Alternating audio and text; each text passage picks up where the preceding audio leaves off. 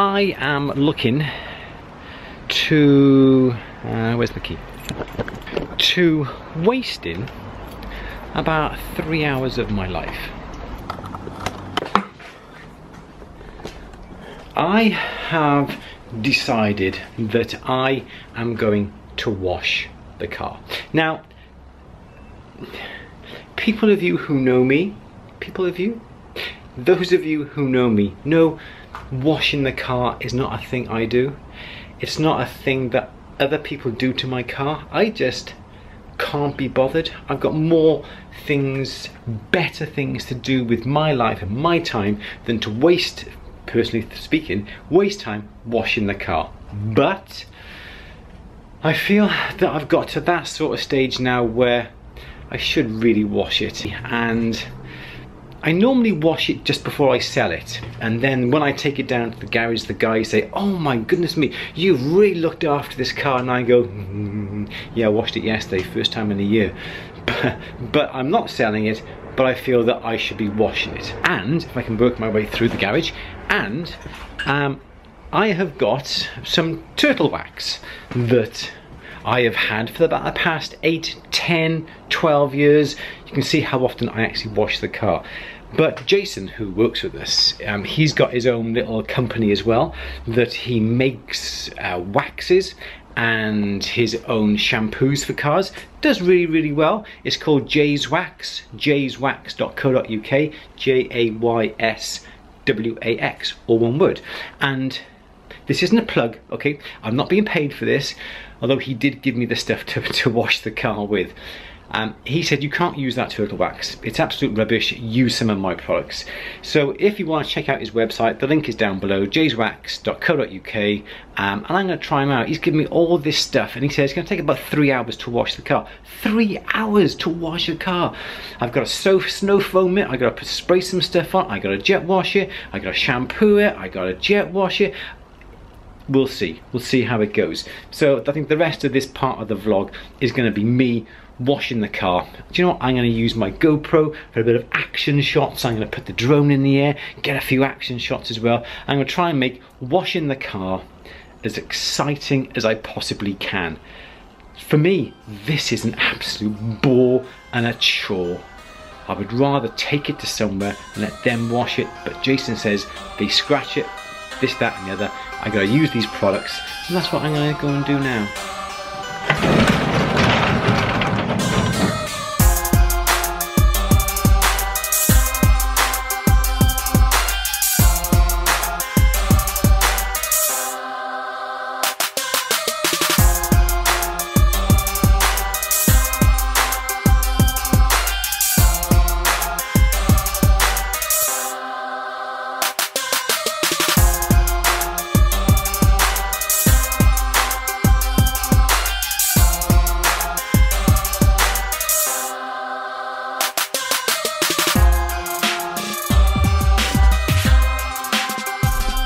Alright then, it's been 2 hours.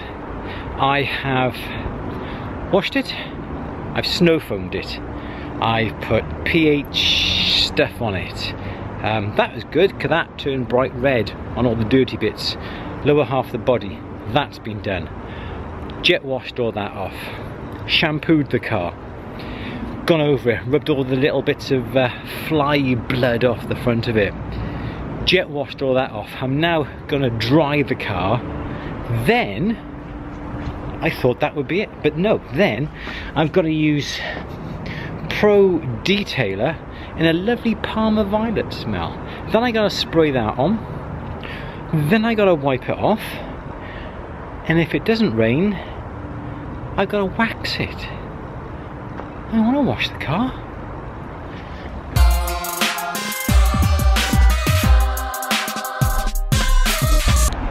Alright then, Pro Detailer done.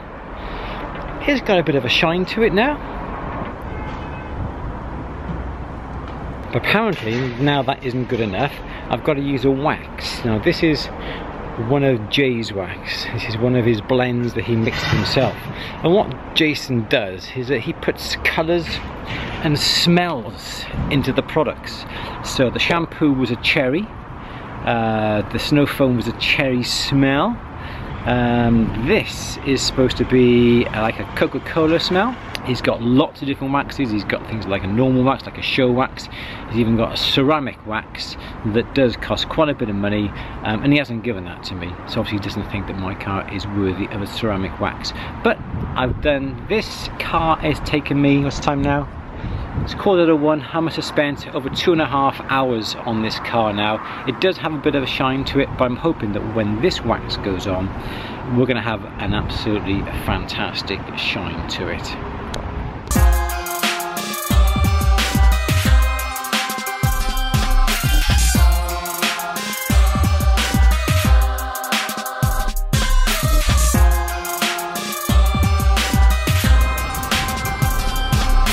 Over 3 hours later, I have finally finished, 10 minutes before it has started to rain. And I must admit, the car is clean. I expected it to be clean. Spending 3 hours cleaning something, it had better be clean. But yes, it is good. The finish on it, pretty good. As you can see, we've got a gorgeous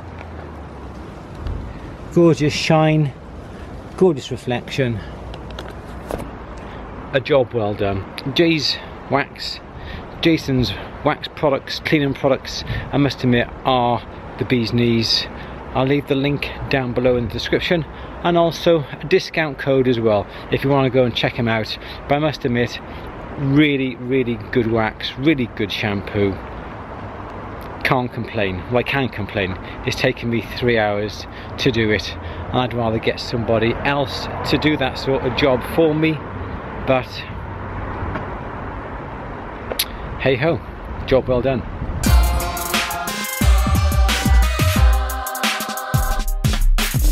Yes, you've guessed it. I'm back upstairs. So this engraving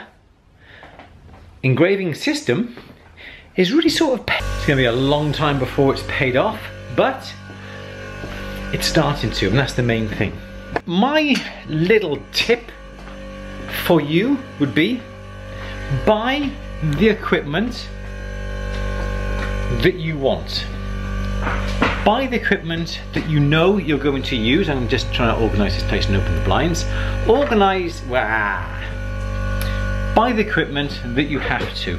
Buy the equipment that is going to help you in the long run. Don't think of the short term, think of the long term. This is not going to pay itself back in a year or 2 years, because my goodness me, I'm not even going to know how to use this machine or engrave properly. But I'm thinking for the future, and it's the same as that machine.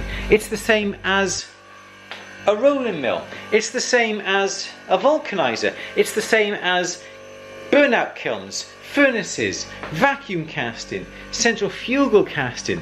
These pieces of equipment are not going to pay me back immediately. Sure, you may think you've got like a crucible holder and a crucible.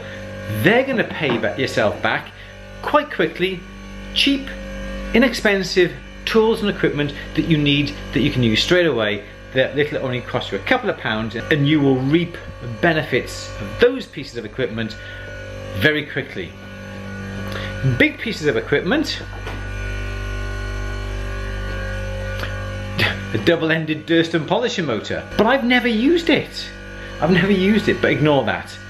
So all this equipment that I've got here, oh, and down here we've got wax injector, hydraulic press. On the floor, because I've got no more bench space up here, this is not going to repay itself in a couple of years. Think the long term. Think of what this pieces of equipment will help you achieve. My engraving setup here, great, it's cost me a couple of £1,000. It's already started to pay for itself, and over the course of a few years it will, because it enables me to engrave and to set pieces of jewellery that perhaps I would have had to have sent away and incurred a much greater cost, postage, their time, postage back. So think of it that way. Just don't think of the short term. My goodness me, that's going to cost me £2,000. Think the long term. I've been experimenting with positions and trying to get a camera on the work that I'm doing down here. I bought this sort of little Z sort of attachment. So this is the little stand that I have got, a Z stand.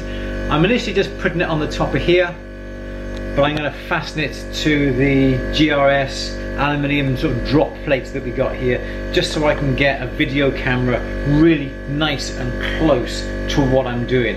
I would have loved the trinocular, or with the extra hole in this point here that would be able to focus directly downwards on what I'm doing.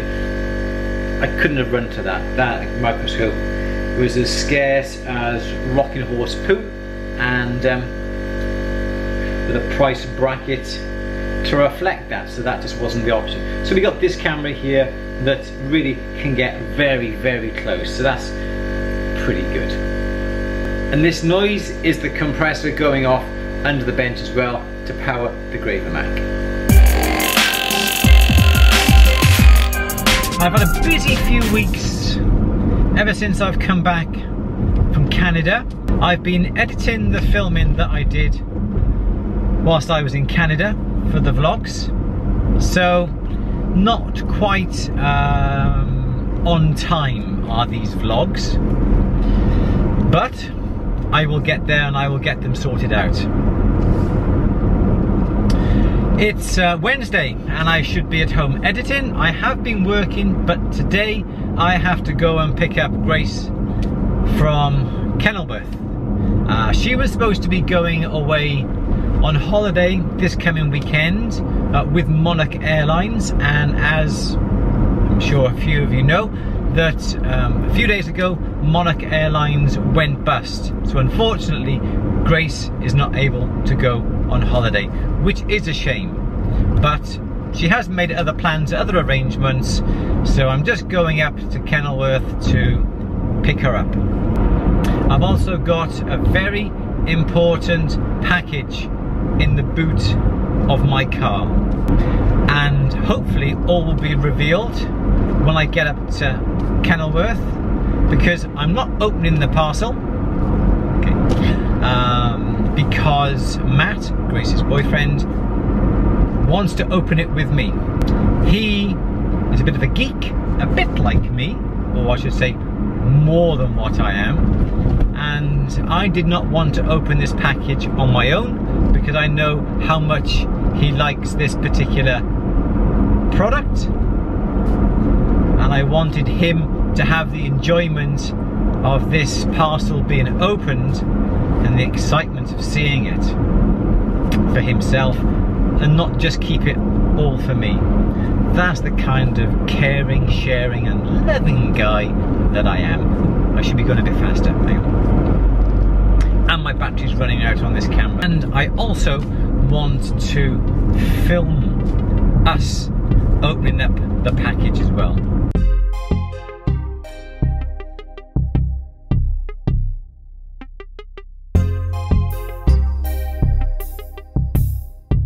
I always go through the little town. That was a little town called Usk. Used to go through there, well I still go through there every time I come up this way, whether I go to Birmingham or Kenilworth or Coventry. It's a lovely town, it's a farming community. In half a mile, slight left turn. Thank you. It's a farming community, and I remember even cycling through the town back when I was 15, 16, just a few years ago. And I've always loved the town. It's like a farming town. Second slight left turn onto the A449. Thank you. And I've always slight left turn. Finished. And I've always fancied a shop in the town. The problem is the town is very reliant upon the farming community, and also banks within the village. Town, I'm sure it's a village, town, don't know. And I think one of the banks has closed recently, HSBC, who else? And as a result of that, a few of the properties now within the main street are up for sale, are up for rent. And it's surprising how much pull a bank has in a community. As soon as the banks go, The community has no reason to go into the village or into the town, and they have a fantastic draw of getting people into the town, and then whilst the people are in the town, they do the shopping. And it is quite scary if banks start to close the branches, especially in little towns like that and smaller other areas, because I disagree with a lot of closures of banks. It is not on, because it makes older people have to travel to another branch. It isn't convenient. It's not convenient for me to travel to another town because my nearest branch has closed. It's never convenient, and you need branches still, because perhaps you've forgotten your PIN or your password for your internet banking and so forth, and you've been locked out of your account. You have to go into a branch. Soon there's going to be hardly any branches out there for people to pop into, and they say, well, pop into your local branch. It's not convenient for me to pop into my local branch because my local branch is not local anymore. Sorry, rant over. Let's get some music on.